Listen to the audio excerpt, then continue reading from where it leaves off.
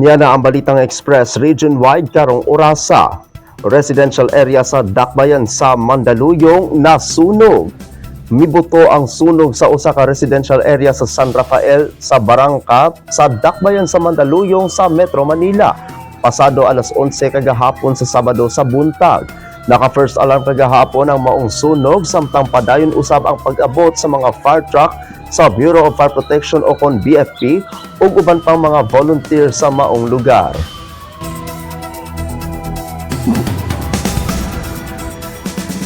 Samtang gipatindugang gusali sa probinsya sa Pampanga, naguba.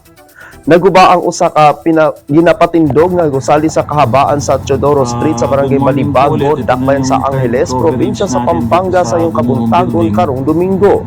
Sa inisyal nga investigasyon sa mga otoridad, adunay siyang kaandana ang maong gusali nga naguba.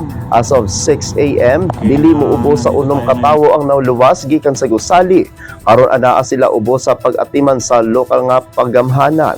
Padayon usab ang rescue operation alang sa uban pang posibleng tatanggong sa pagguho sa gusali.